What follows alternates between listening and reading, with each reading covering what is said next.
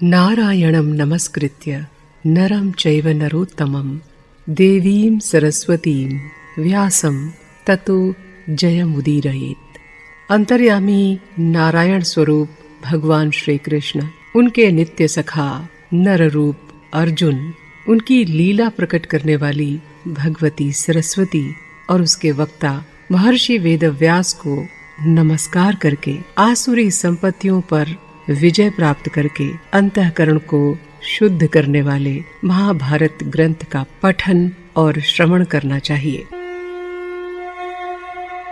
उद्योग पर्व में अभी तक आपने सुना कि संजय ने पांडवों का संदेश कौरव सभा में कह सुनाया। उस संदेश के बाद पितामह भीष्म ने संधि करने को उचित ठहराया, किंतु दुर्योधन और कर्ण न तो पांडवों को राज्य का हिस्सा देना चाहते हैं और युद्ध के लिए निश्चय करके बैठे हुए हैं। अश्वत्थामा और दुर्योधन एक दूसरे को युद्ध के लिए उत्साहित कर रहे हैं। उद्योग पर्व में अब आगे की कथा। संजय के चले जाने पर राजा युधिष्ठिर ने यदुश्रेष्ठ भगवान कृष्ण से कहा, मित्र वत्सल, मुझे आपके सिवा और कोई ऐसा नहीं दिखाई देता जो हमें आपत्ति से पार करे। आपके भरोसे ही हम बिल्कुल निर्भय हैं और दुर्योधन से अपना भाग मांगना चाहते हैं। श्री कृष्ण ने कहा, राजन, मैं तो आपकी सेवा में ही उपस्थित हूँ। आप जो कुछ कहना चाहें वो कहिए। युधिष्ठिर ने कहा, राजा धृतराष्ट्र और उनके पुत्र जो कुछ करना चाहते हैं वो तो आपने सुन ही लिया।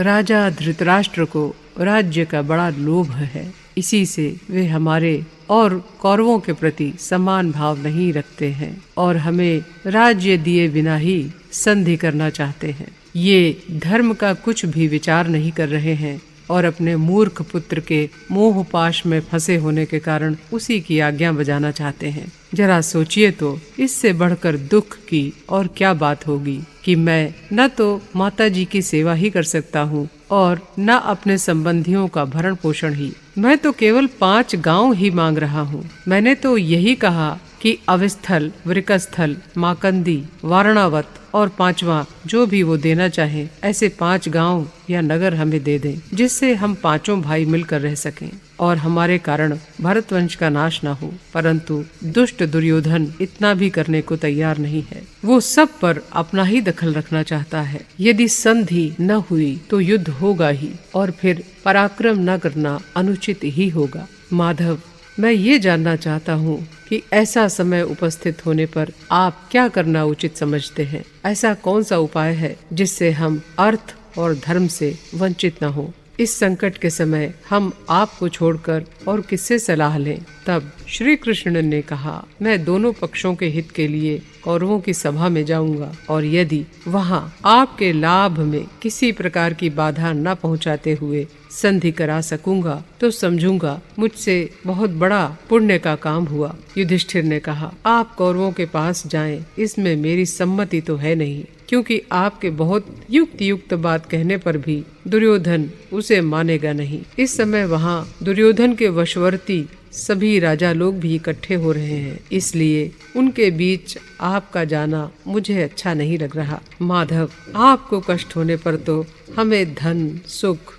देवत्व और समस्त देवताओं पर आधिपत्य भी प्रसन्न नहीं कर सकेगा। श्री कृष्ण ने कहा, दुर्योधन कैसा पापी है ये मैं जानता हूँ, किंतु यदि हम अपनी ओर से सब बातें स्पष्ट कह देंगे तो संसार में कोई भी राजा हमें दोषी नहीं कह सकेगा। रही मेरे लिए भय की बात, सो जिस तरह सिंह के सामने दूसरे जंगली जानवर नहीं ठहर सकते, उसी प्रकार मैं क्रोध करूं तो संसार के सारे राजा मिलकर भी मेरे सामने नहीं ठहर पाएंगे। संभव है काम भी बन जाए और यदि काम न भी बना तो निंदा से तो बच ही जाएंगे। युधिष्ठिर ने कहा, यदि आपको ऐसा उचित जान पड़ता है तो आप प्रसन्नता से कौरवों के पास जाइए और आशा है मैं आपको अपने कार्य में सफल होकर ही यहाँ सकुशल लौटा हुआ देखूंगा। तब कृष्ण बोले, राजन, मैंने संजय और आप दोनों की ही बातें सुनी हैं। मुझे कौरव और आप दोनों का ही अभिप्राय भी मालूम है। आप तो उसी को अच्छा समझेंगे जो बिना युद्ध किए मिल जाएगा, परंतु महाराज, ये क्षत्रिय का नैष्ठिक कर्म नहीं है।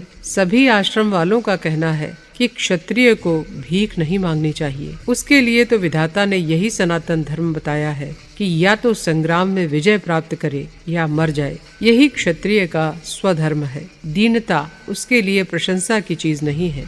दीनता का आश्रय लेकर क्षत्रिय की जीविका नहीं चल सकती। इसलिए आप भी पराक्रम पूर्वक शत्रुओं का दमन कीजिए। धृतराष्ट्र के पुत्र बड़े लोभी हैं। इधर बहुत दिनों से साथ रहकर उन्होंने स्नेह का बर्ताव करके अनेक राजाओं को अपना मित्र बना लिया है। इसलिए उनकी शक्ति भी बहुत बढ़ गई है। मुझे तो पूरा यही भान होता है कि शत्रुओं के साथ हमारा संग्राम ही होगा, क्योंकि मुझे ऐसे ही शकुन हो रहे हैं। इसलिए आप सभी वीरगण एक निश्चय करके शस्त्र, यंत्र, कवच, रथ, हाथी और घोड़े तैयार कर लें। इनके सिवा जो और कुछ युद्ध में उपयोगी सामग्रियां हों वे सब जुटा लें। तब एक एक कर सभी पांडवों ने श्री कृष्ण से अपने मन की बात कही। नकुल ने कहा, माधव, धर्मराज ने आपसे कई प्रकार की बातें कही हैं, इसलिए हे पुरुषोत्तम, इन सब बातों को छोड़कर आप शत्रु का विचार जानकर जैसा करना उचित समझें वही करें। सहदेव ने कहा, ये तो सनातन धर्म ही है, किंतु आप तो ऐसा प्रयत्न करें जिससे युद्ध ही हो। यदि कौरव लोग संधि करना चाहें तो भी आप उनके साथ युद्ध होने का ही रास्ता निकालें। सभा में की हुई द्रौपदी की दुर्गति देखकर मुझे दुर्योधन पर जो क्रोध हुआ था वो उसके प्राण लिए बिना कैसे शांत होगा। सात्यकी ने कहा, महाबाहो, सहदेव ने बहुत ठीक कहा है। इनका और मेरा क्रोध तो दुर्योधन का वध होने पर ही शांत होगा। वीरवर सहदेव ने जो बात कही है वास्तव में वही सब योद्धाओं का मत है। सात्यकी के ऐसा कहते ही वहां बैठे हुए सब योद्धा भयंकर सिंहनाद करने लगे।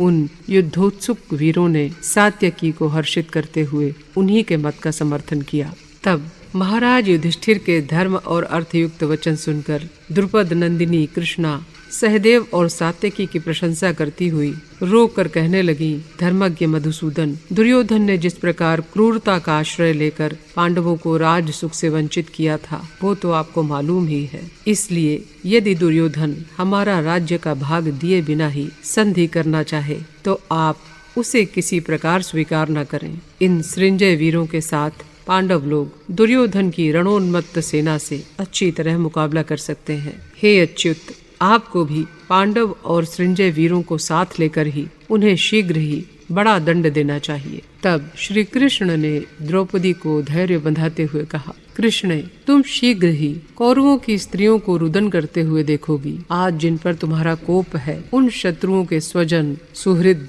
और सेना आदि के नष्ट हो जाने पर उनकी स्त्रियां भी इसी प्रकार रोएंगी। अर्जुन ने कहा, श्री कृष्ण, इस समय सभी कुरुवंशियों के आप ही सबसे बड़े सुहृद हैं। आप ही दोनों पक्षों के संबंधी और प्रिय हैं, इसलिए आप दोनों पक्षों का मेल करा सकते हैं। वहां जाकर भी जो भी धर्म के अनुकूल बात होगी वही आप कहेंगे। तब कृष्ण ने कहा, अच्छा, मैं राजा धृतराष्ट्र से मिलने के लिए प्रस्थान करता हूँ। श्री कृष्ण ने शरद ऋतु का अंत होने पर हेमंत का आरंभ होने के समय कार्तिक मास में रेवती नक्षत्र और मैत्र मुहूर्त में यात्रा आरंभ की। उस समय उन्होंने अपने पास बैठे हुए सात्यकी से कहा, तुम मेरे रथ में शंख, चक्र, गदा, तरकस, शक्ति आदि सभी शस्त्र रख दो। इस प्रकार उनका विचार जानकर सेवक लोग रथ तैयार करने के लिए दौड़ पड़े। उन्होंने नहला धुलाकर शैब्य, सुग्रीव, मेघपुष्प और बलाहक नाम के घोड़ों को रथ में जोता तथा उसकी ध्वजा पर पक्षीराज गरुड़ विराजमान हुए। उसके पश्चात श्री कृष्ण उस पर चढ़ गए और सात्यकी को भी अपने साथ बैठा लिया। फिर जब रथ चला तो उसकी घरघराहट से पृथ्वी और आकाश गूंज उठे। इस प्रकार उन्होंने हस्तिनापुर की ओर प्रस्थान किया। मार्ग में श्री कृष्ण ने रास्ते के दोनों ओर खड़े हुए अनेकों महर्षि देखे। ये सब ब्रह्म तेज से देदीप्यमान थे। उन्हें देखते ही वे तुरंत रथ से उतर पड़े और उन्हें प्रणाम करके बड़े आदर भाव से कहने लगे, कहिए, सब लोगों में कुशल है? धर्म का ठीक ठीक पालन हो रहा है? आप लोग इस समय किधर जा रहे हैं? आपका क्या कार्य है? मैं आपकी क्या सेवा करूं? तब परशुराम जी ने श्री कृष्ण को गले लगाकर कहा, यदुपते, ये सब देवर्षि, ब्रह्मर्षि और राजर्षि लोग प्राचीन काल के अनेकों देवता और असुरों को देख चुके हैं। इस समय ये हस्तिनापुर में एकत्रित हुए क्षत्रिय राजाओं को, सभासदों को और आपको देखने के लिए जा रहे हैं। ये सब समारोह अवश्य ही बड़ा दर्शनीय होगा। वहाँ कौरवों की राज्यसभा में आप जो धर्म और अर्थ के अनुकूल भाषण करेंगे उसे सुनने की हमारी इच्छा है। उस सभा में भीष्म, द्रोण और महामती विदुर जैसे महापुरुष तथा आप भी मौजूद होंगे। उस समय हम आपके और उनके दिव्य वचन सुनना चाहते हैं। वीरवर, आप पधारिए, हम सभा में ही आपके दर्शन करेंगे। देवकी नंदन श्री कृष्ण के हस्तिनापुर जाते समय 10 महारथी, 1000 पैदल, 1000 घुड़सवार, बहुत सी भोजन सामग्री और सैकड़ों सेवक भी उनके साथ थे। मार्ग में जहाँ जहाँ कृष्ण चलते थे वहाँ बड़ा सुखप्रद वायु चलता था और शकुन भी अच्छे होते थे। सहस्त्रों ब्राह्मण उनकी स्तुति करते और मधुपर्क तथा अनेकों मांगलिक द्रव्यों से उनका सत्कार करते थे। इस प्रकार मार्ग में अनेकों पशु और ग्रामों को देखते तथा अनेकों नगर और राष्ट्रों को लांघते हुए वे परम रमणीय शालियवन नामक स्थान में पहुँचे। वहाँ के निवासियों ने उनका बहुत ही सत्कार किया। चलते चलते वे विरकस्थल नाम के गांव में पहुँचे। वहाँ ग्रामवासियों ने उनके ठहरने का प्रबंध किया और आकर एक ही क्षण में उत्तम सामग्रियां जुटा दी। इसके पश्चात भगवान ने आए हुए ब्राह्मणों को सुस्वादु भोजन कराकर स्वयं भी भोजन किया और सब लोगों ने आनंद से वो रात वहीं बिताई। जब दूतों द्वारा राजा धृतराष्ट्र को पता चला कि श्री कृष्ण आ रहे हैं तो उन्हें हर्ष और रोमांच हो आया। उन्होंने बड़े आदर से भीष्म, द्रोण, संजय, विदुर, दुर्योधन और उसके मंत्रियों से कहा, सुना है पांडवों के काम से हमसे मिलने के लिए श्री कृष्ण आ रहे हैं। वे सब प्रकार से हमारे माननीय और पूज्य हैं। सारे लोक व्यवहार उन्हीं में अधिष्ठित है, इसलिए सब प्रकार सम्मान के योग्य है। उनका सत्कार करने में ही सुख है। तुम उनके स्वागत सत्कार की आज से ही तैयारी करो और रास्ते में सब प्रकार की आवश्यक सामग्री से संपन्न विश्राम स्थल बनवाओ। तब भीष्म आदि सभी सभासदों ने राजा धृतराष्ट्र के कथन की प्रशंसा की और कहा कि आपका विचार बहुत ठीक है। उन सब की अनुमति जानकर दुर्योधन ने जहाँ तहाँ सुंदर विश्राम स्थान बनवाने आरंभ कर दिए। जब उसने देवताओं के स्वागत के योग्य सब प्रकार की तैयारी करा ली तो राजा धृतराष्ट्र को इसकी सूचना दी, किंतु कृष्ण ने उन विश्राम स्थान और तरह तरह के रत्नों की ओर दृष्टि भी नहीं डाली। श्री कृष्ण उपप्लव्य से इस ओर आ रहे हैं। आज उन्होंने वृकस्थल में विश्राम किया है। कल प्रातः काल वे यहाँ आ जाएंगे। वे बड़े ही उदार चित्त, पराक्रमी और महाबली हैं। धृतराष्ट्र की बात सुनकर दुर्योधन बोला, पिताजी, कृष्ण का पांडवों के प्रति बड़ा प्रेम है। उन्हें उधर से कोई तोड़ नहीं सकता। इसलिए आप उनके सत्कार के लिए जो तरह तरह की वस्तुएं देना चाहते हैं वे उन्हें कभी नहीं देनी चाहिए। दुर्योधन की बात सुनकर पितामह भीष्म ने कहा, कृष्ण ने अपने मन में जो कुछ करने का निश्चय किया होगा उसे किसी भी प्रकार कोई बदल नहीं सकेगा। इसलिए वे जो कुछ कहें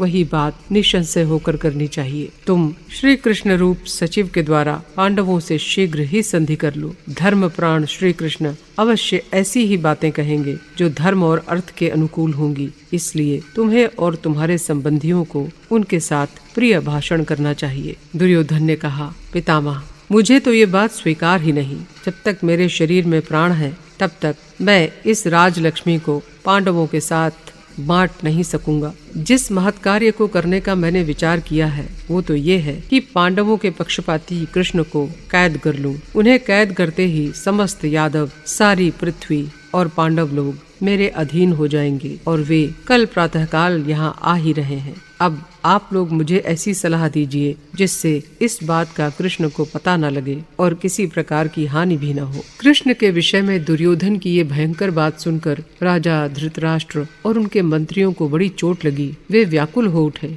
उन्होंने दुर्योधन से कहा, वत्स, तू अपने मुंह से ऐसी बात ना निकाल। ये सनातन धर्म के विरुद्ध है। श्री कृष्ण तो दूत बनकर आ रहे हैं। यूं भी वे हमारे संबंधी और सुहृद हैं। उन्होंने कौरवों का कुछ बिगाड़ा भी नहीं है, फिर वे कैद किए जाने योग्य कैसे हो सकते हैं? भीष्म ने कहा, धृतराष्ट्र, मालूम होता है तुम्हारे इस मंदमती पुत्र को मृत्यु ने घेर लिया है। इसके सुहृद और संबंधी कोई हित की बात बताते भी हैं तो भी ये अनर्थ ही को गले लगाना चाहता है। इसके साथ तुम भी अपने हितैषियों की बात पर ध्यान न देकर इसी की लीक पर चलना चाहते हो। इस पापी ने धर्म को तो एकदम तिलांजलि ही दे दी है। मैं इसकी ये अनर्थपूर्ण बातें बिल्कुल नहीं सुन सकता। ऐसा कहकर पितामह भीष्म उसी समय सभा से उठकर चले गए। इधर वृकस्थल में कृष्ण प्रातःकाल उठकर नित्य कर्म से निवृत्त हुए और फिर ब्राह्मणों से आज्ञा लेकर हस्तिनापुर की ओर चल दिए। नगर के समीप पहुंचने पर दुर्योधन के सिवा और सभी धृतराष्ट्र पुत्र तथा भीष्म, द्रोण और कृप उनकी अगवानी के लिए आए। उनके सिवा अनेकों नगर निवासी भी कृष्ण दर्शन की लालसा से पैदल ही चल पड़े। रास्ते में ही भीष्म, द्रोण और सब धृतराष्ट्र पुत्रों से भगवान का समागम हो गया और उनसे घिरकर उन्होंने हस्तिनापुर में प्रवेश किया। कृष्ण ने सारे जन समूह को पार करके महाराज धृतराष्ट्र के राजभवन में प्रवेश किया। उनके पहुंचते ही कुरुराज धृतराष्ट्र, भीष्म, द्रोण सभी सभासदों के सहित खड़े हो गए और सब ने उनका सत्कार किया। इस प्रकार धर्मानुसार पूजा करके वे क्रमशः सभी राजाओं से मिले और आयु के अनुसार उनका यथा योग्य सम्मान किया। कृष्ण के लिए वहां एक सुंदर सुवर्ण का सिंहासन रखा हुआ था। राजा की आज्ञा से वे उस पर विराजमान हो गए। महाराज धृतराष्ट्र ने भी उनका विधिवत पूजन करके सत्कार किया। इसके बाद कुरुराज की आज्ञा लेकर वे विदुर के भव्य भवन में आए। विदुर जी ने सब प्रकार की मांगलिक वस्तुएं लेकर उनकी अगवानी की और अपने घर लाकर पूजन किया और फिर उनसे कहने लगे, हे कमल नयन, आज आपके दर्शन करके मुझे जैसा आनंद हो रहा है वो मैं आपसे किस प्रकार कहूँ। अतिथि सत्कार हो जाने पर धर्मज्ञ विदुर जी ने भगवान से पांडवों की कुशल पूछी। इसके बाद भगवान अपनी बुआ कुंती के पास गए। श्री कृष्ण को आए देखकर वो उनके गले से लिपट गईं और अपने पुत्रों की याद करके रोने लगीं। आज पांडवों के सहचर श्री कृष्ण को भी उसने बहुत दिनों बाद देखा था, इसलिए उनकी आंखों से आंसुओं की झड़ी लग गई। जब भगवान बैठ गए तब कुंती ने गदगद कंठ होकर कहा, माधव, मेरे पुत्र बचपन से ही गुरुजनों की सेवा करने वाले थे। उनका आपस में बड़ा स्नेह था। दूसरे लोग उनका आदर करते थे और वे भी सबके प्रति समान भाव रखते थे, किंतु इन कौरवों ने कपट पूर्वक उन्हें राज्य से भ्रष्ट कर दिया और अनेकों मनुष्यों के बीच रहने योग्य होने पर भी वे निर्जन वन में भटकते रहे। वे हर्ष शोक को वश में कर चुके थे, ब्राह्मणों की सेवा करते थे और सर्वदा सत्य भाषण करते थे। इसलिए उन्होंने उसी समय राज्य और भोगों से मुंह मोड़ लिया और मुझे रोती छोड़कर वन को चले गए। मैं तो अब बिल्कुल हृदयहीना हूँ, जो तीनों लोकों का राजा बनने योग्य है। समस्त कुरुवंशियों में श्रेष्ठ वो युधिष्ठिर इस समय कैसा है? भीम, अर्जुन, नकुल, सहदेव और पुत्र वधू द्रौपदी किस हाल में है? कृष्ण, मेरी दृष्टि में कौरव और पांडवों में कभी कोई भेदभाव नहीं रहा। उसी सत्य के प्रभाव से अब मैं शत्रुओं का नाश होने पर पांडवों के सहित तुमको राज्य सुख भोगते हुए देखूंगी। कुंती पुत्रों के दुख से अत्यंत व्याकुल थी। उनकी ऐसी बातें सुनकर श्री कृष्ण ने कहा, बुआ जी, तुम्हारे समान सौभाग्यवती और कौन स्त्री होगी? तुम राजा शूरसेन की पुत्री हो और महाराज अजमेर के वंश में विवाही गई हो। तुम सब प्रकार के शुभ गुणों से संपन्न हो। तुम वीर माता और वीर पत्नी हो। पांडव लोग निद्रा, तंद्रा, क्रोध, हर्ष, क्षुधा, पिपासा, शीत, घाम इन सब को जीतकर वीरोचित आनंद का भोग करते हैं। उन्होंने और द्रौपदी ने आपको प्रणाम कहलाया है और आपका कुशल समाचार पूछा है। तुम शीघ्र ही पांडवों को निरोग और सफल मनोरथ देखोगी। उनके सारे शत्रु मारे जाएंगे और वे संपूर्ण लोकों का आधिपत्य पाकर राज लक्ष्मी से सुशोभित होंगे। इस प्रकार ढांढस बंधाने पर कुंती ने अपने अज्ञान जनित मोह को दूर करके कहा, कृष्ण, पांडवों के लिए जो जो हित की बात हो और जिस जिस प्रकार तुम उसे करना चाहो उसी प्रकार करना, जिससे कि धर्म का लोप न हो और कपट का आश्रय न लेना पड़े। तुम ही पर ब्रह्म हो और तुम में ही ये सारा प्रपंच अधिष्ठित है। इसके बाद कुंती से आज्ञा लेकर कृष्ण ने उनकी प्रदक्षिणा की और दुर्योधन के महल की ओर चले। श्री कृष्ण के पहुँचते ही दुर्योधन अपने मंत्रियों सहित आसन से खड़ा हो गया। भगवान दुर्योधन और उसके मंत्रियों से मिलकर फिर वहां एकत्र हुए सब राजाओं से मिले।